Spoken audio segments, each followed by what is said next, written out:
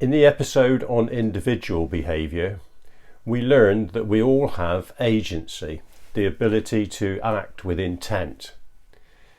We also have autonomy, the ability to choose our intent and our actions.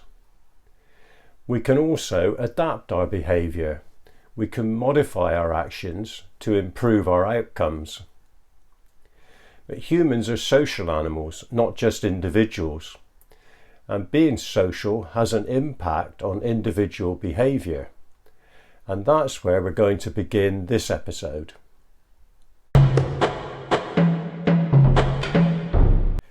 Humans are social animals because that's the way we evolved.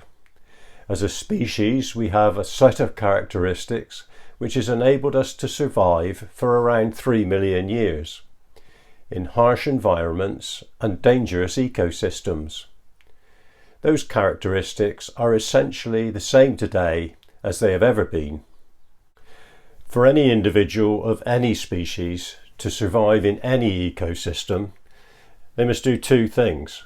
First of all, they must be able to protect themselves from predators. And secondly, they must be able to capture, subdue, and eat their prey.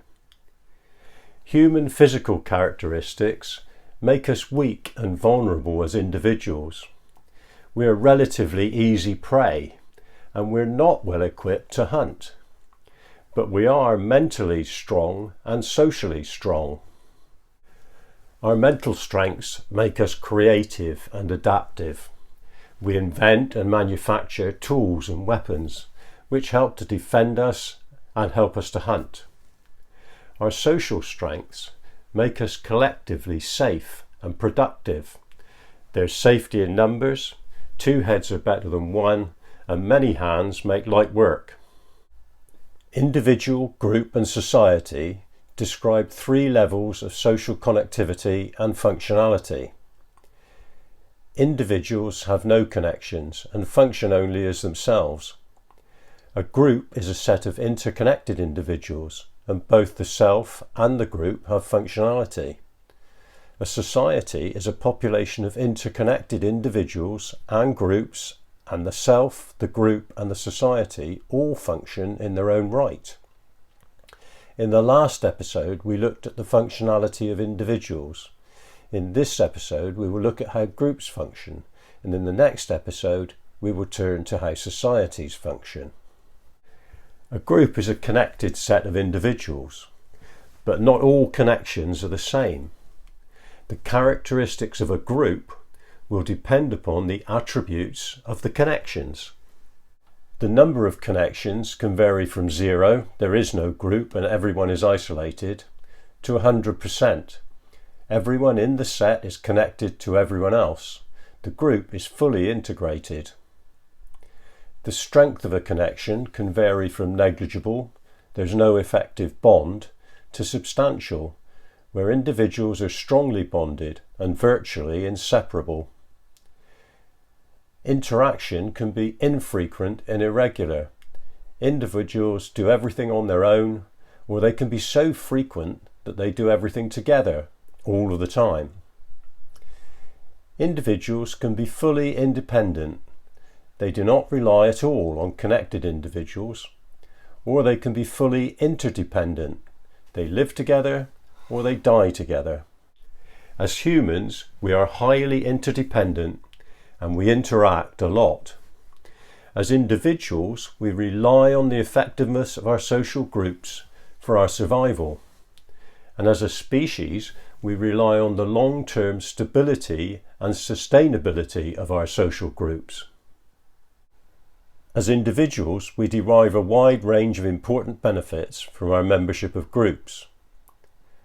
And the more effective the groups, the greater the benefits.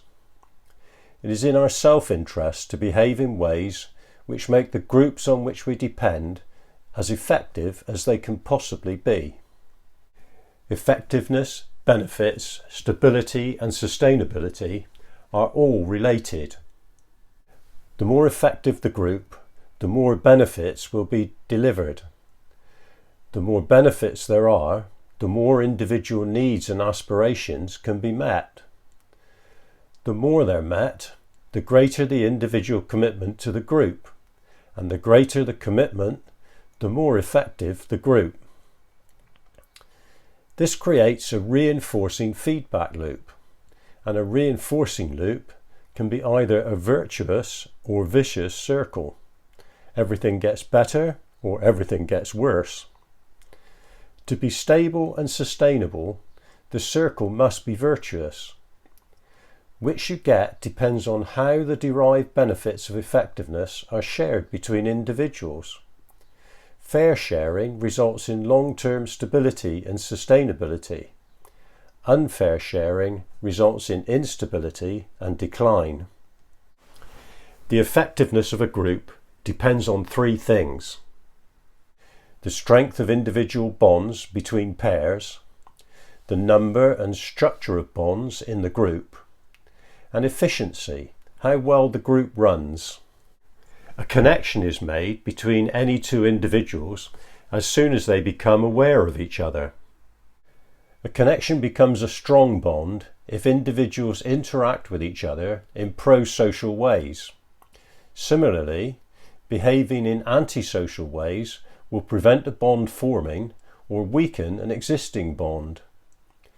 Interaction between individuals is the source of strong bonds, the first essential for an effective group. We can represent the number of bonds and the structure of the group as a social network. By analysing the network, we can quantify many of the group characteristics.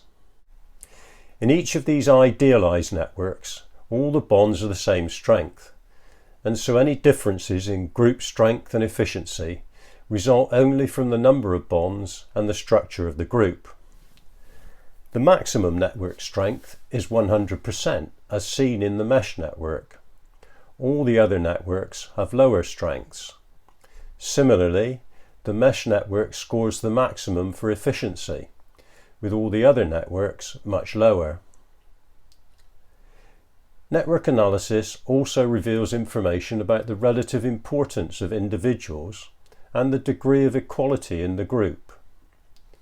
Importance is depicted visually by the size and depth of colour of the individual. The numbers show the relative importance of the most important individual compared to the least important.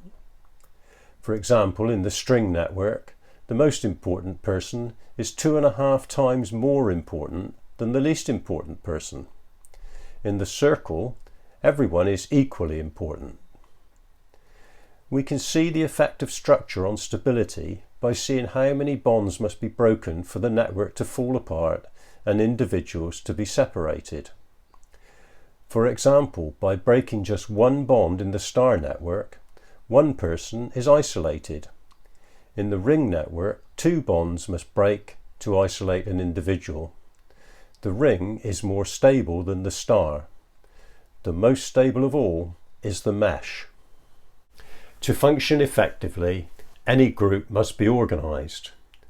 The way a group is organised is called governance, and there are 3 systems of governance which must be present in any group regardless of the way it's structured.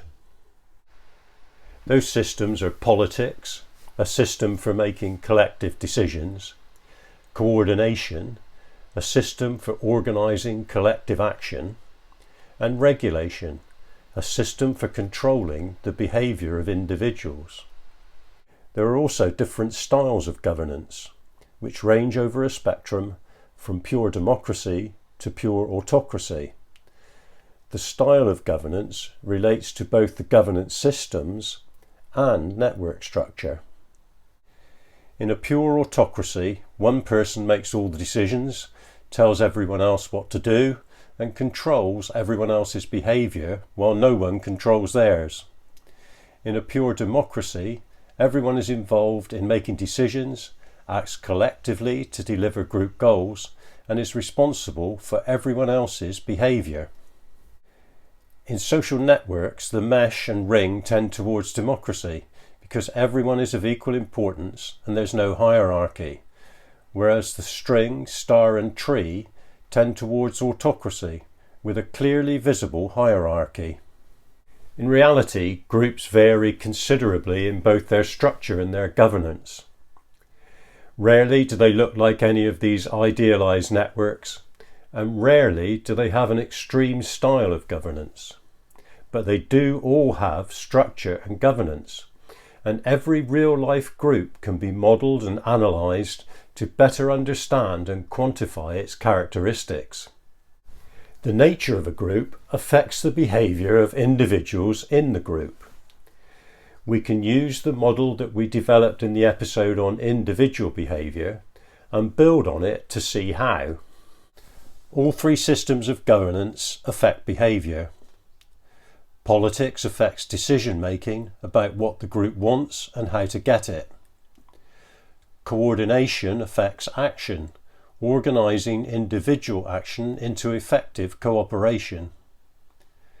Regulation affects behaviour by altering individual experience, process known as conditioning. The combined effect of governance systems is to add alignment of individual behaviour to the group, and the more efficient the systems of governance, the greater the alignment and effectiveness of the group will be. The style of governance affects alignment in two ways. Firstly, through motivation. With an autocratic style, motivation is extrinsic, and alignment is achieved through coercion. With a democratic style of governance, motivation is intrinsic, and alignment is achieved through shared purpose. Secondly, style of governance affects commitment, and commitment affects alignment. As we saw earlier, whilst increased effectiveness leads to increased benefits, it does not necessarily lead to greater commitment. A potential side effect of autocracy is inequality and unfair sharing of benefits. The risk is loss of commitment, which causes the circle to become vicious and leads to instability. This is not the case for democratic style of governance, where everyone is treated equally and receives a fair share of benefits. The advantage of democracy is that alignment of individual and group interests will naturally increase commitment and result in a virtuous circle which maintains stability and is more sustainable. In this episode, we've looked at the principles of interaction, structure, function and behaviour in groups. We have seen that individuals and the human species depend on effective, stable and sustainable groups for their survival. High connectivity, strong bonds and efficient governance lead to effective, stable and sustainable groups. Bonds emerge from the interaction of individuals, and group characteristics emerge from the connectivity of social networks. The strongest and most efficient social network is the mesh, which naturally tends towards a democratic style of governance. And individual behaviour is strongly influenced by group characteristics, and group effectiveness is strongly influenced by individual behaviour. In the next episode, we'll look at how societies are structured and how they function. And we'll look at how different societies vary in their effectiveness, stability and sustainability.